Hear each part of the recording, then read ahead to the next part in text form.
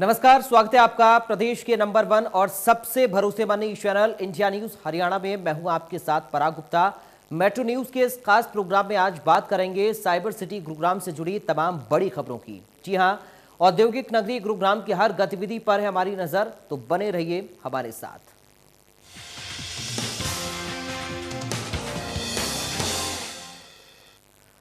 Toll plaza पर FASTag system 100% लागू होने के बाद भी गुरुग्राम के खेड़की दौला टोल प्लाजा पर जाम की समस्या आम है। टोल प्लाजा पर बिना फास्टैग लगे वाहनों के कारण लंबा जाम लगातार लगता रहता है, जिससे कि फास्टैग वाले वाहनों को यहां भी लंबे जाम का सामना करना पड़ रहा है। इंडिया न्यूज हरियाणा के संवाददाता दीपक शर्मा की ये रिपोर्ट देखिए। एनएचआई द्वारा सभी टोल प्लाजाओं से कैश लेन समाप्त करना अब फास्टैग वाहन वालों के लिए एक बड़ा संकट बनता नजर आ रहा है। इस वक्त हम मौजूद हैं गुरुग्राम के खेड़की दौला टोल प्लाजा पर, जो कि दिल्ली जयपुर हाईवे पर है। आपको दिखाना चाहेंगे ये जो तमाम अब क्योंकि अब फास्टैग लाइन कर दी गई है, ऐसे में क्योंकि कैश वाले वाहन चालक भी अब इन लाइनों में आ जाते हैं, जिसके चलते तमाम लोग जो अब तक फास्टैग वाली लाइनों में गाड़ियां स्पीडी पर निकलती थी, लाइनें नहीं हुआ करती थी, लेकिन अब फास्टैग की लाइनों पर भी लंबा जाम रहने लगा है। ये गुरुग्राम के खेड़की दौला टोल प्लाजा के हालात हैं, क्योंकि अगर यहाँ हालातों की बात करें कि अब इन लाइनों में क्योंकि कैश वाहन वाले जिनके पास फास्टैग नहीं है वो भी इन फास्टैग की लाइनों में आ सकते हैं, जिसके चलते यहाँ लंबा जाम लग जाता है। और ऐसे में जब कैश वाले वाहनों से टोल प्लाजा पर डबल टोल की मांग की जाती है तो कहीं ना कहीं अक्सर ऐसी बहस होती है, जिस चलते कई बार वाहन चालकों को इन कतारों में आधा घंटा तक भी इंतज़ार करना पड़ता है। तो एक बड़ी चुनौती ज़रूर बनता जा रहा है कैश लेन समाप्त करना, क्योंकि भले ही फास्टैग वालों के लिए ये सहूलियत रहा हो इससे पहले, लेकिन अब फास्टैग में कैश लेन आने के बाद, कैश वाले वाहन आने के बाद ये लंबे जाम की तस्वीरें खेड़की दौला टोल प्लाजा पर नजर आती हैं। गुरुग्राम से दीपक शर्मा, इंडिया न्यूज़ हरियाणा। गुरुग्राम में स्कूल स्टूडेंट में बढ़ रहे तनाव को रोकने को लेकर सिटी इंटरनेशनल स्कूल में एक दिवसीय सेमिनार का आयोजन किया गया। सेमिनार का आयोजन भारतीय शिक्षण संस्थान की तरफ से किया गया, जिसमें 50 प्राइवेट स्कूल और 50 सरकारी स्कूल के प्रिंसिपल शामिल हुए। सेमिनार में इस बात पर मंथन किया गया कि आखिरकार स्कूलों में विद्यार्थियों के अंदर बढ़ रहे तनाव को किस तरह से कम किया जाए। बच्चों को तनाव के चलते एग्जाम में ही नहीं बल्कि पढ़ाई के दौरान भी काफ़ी परेशान वो नजर आते हैं। अतिरिक्त उपायुक्त ने भी जिला शिक्षा अधिकारी के साथ सभी प्रिंसिपल से अपने विचार साझा किए। इस बात को लेकर भी चिंता जताई कि किस तरह से स्कूलों के अंदर विद्यार्थियों में जो तनाव नजर आता है उस तनाव को किस तरह दूर किया जाए। भारतीय शिक्षण संस्थान की तरफ से जो एक्सपर्ट बुलाए गए थे उन्होंने इस विषय पर अपनी जानकारी दी, साथ ही विद्यार्थियों के तनाव को कम करने के लिए भी गुर सिखाए। बच्चों में तनाव को कम करने को लेकर अध्यापकों को भी जानकारी होनी चाहिए, तब जाकर समस्या का समाधान तलाशा जा सकता है। ये कार्यक्रम भारतीय शिक्षण मंडल के द्वारा किया गया है। इसमें एनसीपीसीआर और एडोसिल की तरफ से ये कार्यक्रम का आयोजन किया गया था। तो इसमें 50 प्राइवेट स्कूल के प्रिंसिपल्स हैं, 50 सरकारी स्कूल के प्रिंसिपल हैं। जो बच्चे स्ट्रेस से पीड़ित होते हैं, वो स्ट्रेस से पीड़ित ना हो उनके लिए किस प्रकार के हमें कार्य प्रणाली अपनानी चाहिए, किस प्रकार के उपाय अपनाने चाहिए। बच्चे में यदि ऐसा देखने को मिलता है कि उसमें स्ट्रेस है तो हमें उसके साथ क्या किस तरह से करना चाहिए, किस तरह से उसको उपचार करना चाहिए मीन्स। तो उस तरह के सारे प्रिंसिपल्स को इस मंच के माध्यम से ये सारी की सारी बातें बताई गई। अतिरिक्त उपायुक्त महोदय भी है, उन्होंने भी बहुत सारी बातें जो उनका एक्सपीरियंस था, जो उन्होंने फेस टू फेस कभी बर्दाश्त किया, तो उस तरह के बातें सबके साथ शेयर की। तो यहाँ डीओ मैडम भी हमारे साथ इस कार्यशाला में उपस्थित रही है। तो बहुत सारी बातें इस तरह की बच्चों को लेकर शेयर की गई है। तो अलग प्रबुद्ध लोग हैं, अशोक दिवाकर जी है जो कुलपति रहे हैं यूनिवर्सिटीज़ के, उन लोगों ने भी अपनी बातें प्राध्यापकों, अध्यापकों को और जो है प्रिंसिपल्स को बताई है। गुरुग्राम के राजीव चौक पर किसानों के समर्थन में चल रहे धरना प्रदर्शन के चलते मौजूद पार्किंग ठेकेदार को नुकसान उठाना पड़ रहा है। परेशान ठेकेदारों ने जिला उपायुक्त को भी शिकायत की, लेकिन कोई समाधान निकलता हुआ नहीं दिख रहा। बता दें कि गुरुग्राम के राजीव चौक पर करीब 3 महीने से किसानों के समर्थन में धरने के लिए टेंट लगाया हुआ है, जो कि पार्किंग स्थल पर है। इस टेंट के चलते पार्किंग ठेकेदार गाड़ियों को पार्क नहीं कर सकते, जिससे उन्हें हर रोज हजारों रुपए का नुकसान हो रहा है।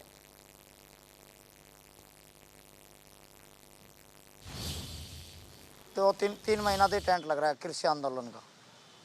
ये वो तो हो गया खत्म। अब गाड़ी लगाने में बड़ी समस्या आ रही है। हम डीसी साहब का एप्लीकेशन दे चुके हैं, इसकी कोई सुनवाई नहीं हो रही। अब 31 मार्च तक हमारा ठेका है, 3 महीना घाटा कैसे भरपाई होगी। ये गाड़ी लगवाते तो ये टेंट वाले कह देते हैं गाड़ियाँ हटा उल्टी, अपनी गाड़ी खड़ी करी चाहे और टेंट भी लग गया तो कहाँ ना आवड़े गाड़ी, पूरा रोड जाम हो जाता है इस वजह से। घाटा लगातार है, 3 महीना तक घाटा तो है ही लगातार, लेकिन अब भी ये हट ना पा रहा है। 1-1.5 महीना सगड़ा रह गया है टेंडर का। डीसी साहब का एप्लीकेशन दे रखी, उसकी कोई कार्रवाई नहीं, जबकि इस जगह ये 31 मार्च तक हमारी फिक्स होती है पार्किंग के लिए, कोई टेंट के लिए जगह फिक्स नहीं होती है ये। लेकिन इन्हें ये लग गया तो अब ये हटने का नाम नहीं ले रहा। लाखों रुपए का टेंडर है जी, उस पर कई हज़ारों रुपए का नुकसान डेली हो रहा है। यहाँ पे बिल्कुल भी गाड़ी लगाने की जगह नहीं होती है। सुबह से शाम तक आके ये लोग बाग बैठ जाते हैं टेंट में, और आधी से ज़्यादा पार्किंग घेर ली इन्होंने टेंट लगा के। गुरुग्राम में अब वन्य जीवों की सुरक्षा के लिए अरावली पहाड़ियों में तारबंदी की जाएगी। वन्य जीवों को रेड क्रॉस करने के चलते अक्सर दुर्घटना का शिकार होना पड़ता था, जिसे रोकने के लिए वन विभाग की तरफ से योजना बनाई गई है। देखिए इंडिया न्यूज हरियाणा के संवाददाता देवेंद्र भारद्वाज की रिपोर्ट। वन्य जीवों की सुरक्षा को मद्देनजर रखते हुए वन विभाग की तरफ से अब अरावली की पहाड़ियों के साथ साथ मानेसर घाटी में तारबंदी की जाएगी, जिससे वन्य जीवों की सुरक्षा की जा सके। इसके अलावा जो पुलिया बनाने की भी योजना बनाई गई है कि सड़क के एक तरफ से दूसरी तरफ जाने के लिए जो जीव हैं वो आसानी से जा पाएँ, किसी तरह की कोई उन्हें दिक्कतें ना आए किसी तरह से। अमूमन तौर पर यह देखा गया है कि रोड पर जो वन्य जीव हैं, चाहे वो गीदड़ है, चाहे लेपर्ड्स है, चाहे दूसरे जीव हैं, जब वो अरावली की इस तरह की पहाड़ियों से जब रोड क्रॉस करते हैं तो उन्हें काफ़ी दिक्कतें होती हैं, और इस दौरान कई एक्सीडेंट केस भी हो जाते हैं जिसमें इन जीवों की मौत हो जाती है। इसी को ध्यान में रखते हुए वन्य जीवों की सुरक्षा को मद्देनजर रखते हुए वन विभाग ने लोक निर्माण विभाग को ये एक जो योजना है, इस योजना के बारे में जो योजना तैयार की गई थी, उन योजनाओं के मद्देनजर रखते हुए अब इस पर जो काम किया जाएगा वो लोक निर्माण विभाग की तरफ से किया जाएगा। क्योंकि इस तरह की अरावली में चाहे वो गुरुग्राम फरीदाबाद रोड हो, चाहे मानेसर घाटी हो, इन तमाम अरावली की पहाड़ियों के बीच में से जो रोड जा रहे हैं वहाँ इस तरह की दिक्कतें देखने को मिलती हैं। फरीदाबाद गुरुग्राम रोड पर भी इसी तरह से पुलिया बनाई जाएगी, और तारबंदी हालांकि यहाँ पहले ही कर दी गई थी, और इसी तरह से मानेसर घाटी में करीब 1 से 1.5 किलोमीटर की तारबंदी इसी तरह से की जाएगी, क्योंकि कोई भी वन्य जीव यहाँ अंदर से इस रोड की तरफ ना आ सके, पार करते हुए दुर्घटना का शिकार ना हो। फिलहाल इस पूरी योजना को लेकर वन विभाग की तरफ से जो योजना तैयार की गई थी वो लोक निर्माण विभाग को दे दी गई है, और लोक निर्माण विभाग जल्द ही इस पर काम शुरू कर देगा, जिसके बाद कहीं ना कहीं ये कहा जा सकता है कि सड़क दुर्घटना में जो वन्य जीवों की मौत हो रही थी उस पर आसानी से अब रोक लग जाएगी, और वन्य जीव सड़क पार करते हुए जो दुर्घटना का शिकार होते थे वो शिकार नहीं होंगे, और अब एक रोड क्रॉस करने को एक जगह से दूसरी जगह से वो आसानी से निकल पाएंगे। गुरुग्राम से कैमरा जगदीश तोमर के साथ देवेंद्र भारद्वाज, इंडिया। गुरुग्राम में लगातार सड़क दुर्घटनाओं में इजाफा हो रहा है, और इस पर नकेल कसने के लिए नन्हे बच्चों ने लोगों को जागरूक किया। व्यान नाम के बच्चे ने गुरुग्राम के सेक्टर 47 पर लोगों को ट्रैफिक नियमों के बारे में बताया और उनसे ट्रैफिक नियमों की पालना करने की अपील की। बच्चे ने लोगों को बताया कि जल्दी से देर भली है, इसलिए वो ट्रैफिक नियमों का पालन करें और सड़क पर अपनी गाड़ियों को धीमी गति से चलाएं।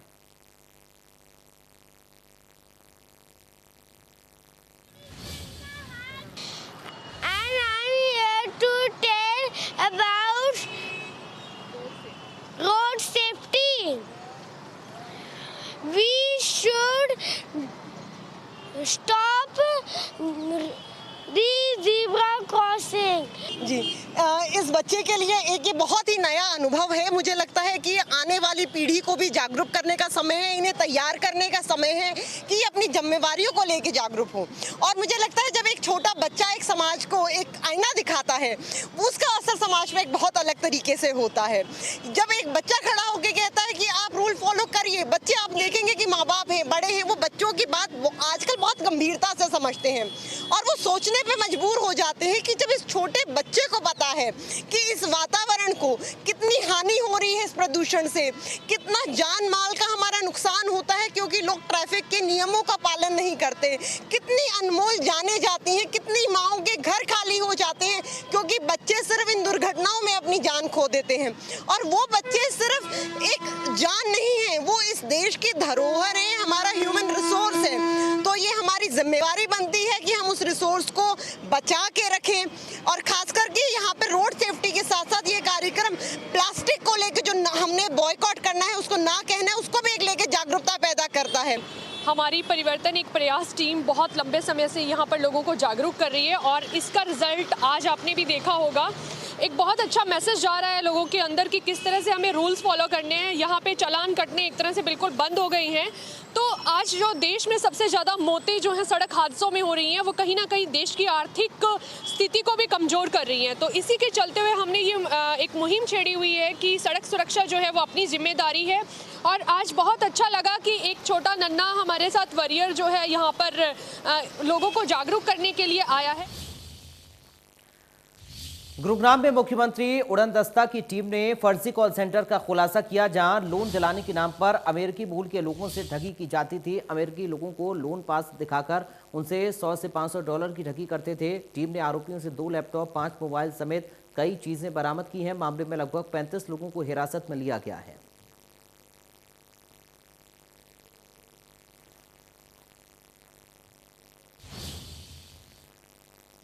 गुरुग्राम के गांव चक्करपुर में एक विवाहिता को जान से मारने की कोशिश की गई। पीड़िता के भाई की माने तो उसका जीजा अंसार अली अपनी पत्नी के चरित्र पर शक करता था और इसी बात को लेकर उसने पहले तो चाकू से विवाहिता पर हमला किया और फिर गर्म पानी उस पर फेंक दिया, जिससे बुरी तरह से वो झुलस गई।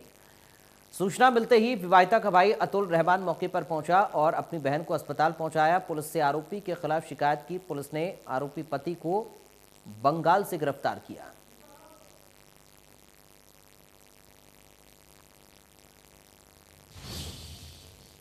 30 जनवरी को चक्करपुर में एक हमारी चक्करपुर पुलिस चौकी में सूचना मिली थी कि किसी ने अपनी पत्नी पे हमला करके चाकुओं से उसको घायल कर दिया है और उस पर गर्म पानी डाल दिया है।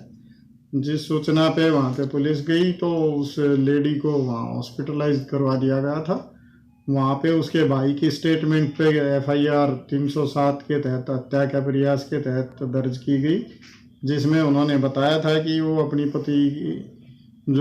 पत्नी के चरित्र पर शक करता था और इसलिए उसने उसको जान से मारने की नीयत से चाकुओं से उस पर हमला कर दिया और उसके ऊपर उबलता हुआ पानी चेहरे पे और पूरे शरीर पे डाल दिया ताकि उसका चेहरा झुलस जाए। इस सारी घटना पे हमने केस दर्ज करने के बाद इन्वेस्टिगेशन शुरू की और वो उसका घरवाला जो पति था वो वेस्ट बंगाल का रहने वाला था और वो वेस्ट बंगाल ही भाग के चला गया था। हमारी क्राइम टीम DLF फेज 4 ने इस पर काम करते हुए इंस्पेक्टर नवीन के नेतृत्व में उन्होंने वेस्ट बंगाल में ही जाके उसको अंसार अली निवासी गांव बनिहारी, थाना कुसमुंडी, जिला दिनाजपुर, वेस्ट बंगाल से उसको गिरफ्तार की। उधर सोना के गांव केटला में कार की मांग को लेकर विवाहिता की हत्या कर दी गई। गांव के सरपंच की माने तो मृतका के परिजनों ने शादी के वक्त दहेज में काफी कुछ दिया था, लेकिन लड़के वालों की तरफ से शुरू से ही कार की डिमांड की गई थी। इस बात को लेकर 2 बार पंचायत भी की गई और आखिरकार मांग न मानने पर विवाहिता की हत्या कर दी गई। मरने से पहले विवाहिता ने वीडियो में अपनी बात रिकॉर्ड कर दी, जिसके आधार पर पुलिस ने आरोपियों के खिलाफ कार्रवाई की है। मामले में 6 लोगों के खिलाफ मामला दर्ज किया गया है।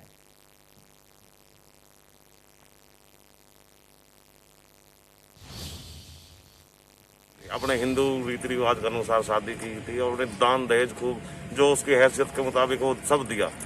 उसके बाद हमारी लड़की को लगातार उसी दिन से और आज तक डेली की डेली हर रोज दुखी करते थे, मारते थे, पीटते थे। और आज कभी गाड़ी की डिमांड, कभी पैसे की डिमांड, कभी कुछ। और आज सुबह ही इन लोगों ने जैसे भीम सिंह और उसकी वाइफ और उसके लड़के और उसकी लड़की और उसके देवर ने जहर देकर हमारी लड़की को खत्म कर दिया। ये लोग जो दहेज के बड़े लालची थे, इन्होंने दहेज के कारण बेटी को बार बार इनको परेशान करते थे, उत्पीड़न करते थे। और अंत के दर्जे सरकार की एक मुहिम चल रही है, बेटी बचाओ बेटी पढ़ाओ, लेकिन ऐसा कुछ नहीं है। बेटी को जो है इन्होंने जानबूझ के हरासमेंट करके और दहेज के दबाव में इसको जानबूझ के मारा। ये हमेशा इनकी दहेज की डिमांड रहती थी, आए दिन कोई न कोई डिमांड करते ही रहते थे। कभी गाड़ी की करते थे। तो इससे पहले कोई आपके सामने आई हो, किस तरह कोई बड़ी डिमांड थी या नहीं? बड़ी डिमांड थी कि आए दिन कोई न कोई डिमांड रहती थी। मतलब बीच में हमारी एक पंचायत भी हुई थी, पंचायत में भी यही फैसला हुआ था। फैसले के कारण गांव वालों की सहमति हुई, फिर बेटी को भेज दिया गया। लेकिन कभी कुछ ही आए दिन कोई न कोई डिमांड करते थे। आज इन्फॉर्मेशन हॉस्पिटल से हमें प्राप्त हुई थी कि खेड़ला गांव की एक लेडी पॉइजन केस में एडमिट है, जिस पर कार्रवाई के लिए आईओ भेजे। हॉस्पिटल में लेडी के फादर ने हमें एक जो कंप्लेंट दी है, उस पर हमने रिलेवेंट सेक्शंस में केस रजिस्टर कर लिया। इसमें बाई नेम 4 आदमियों के खिलाफ आरोप यही लगाए हैं कि सास, ससुर, हस्बैंड और उसकी ननद ने उसको जहर देकर डेथ कर दी। केस रजिस्टर कर लिया। तो फिलहाल इन तमाम खबरों के साथ वक्त एक छोटे से ब्रेक का हो रहा है। आप देखते रहिए एनटीआर न्यूज।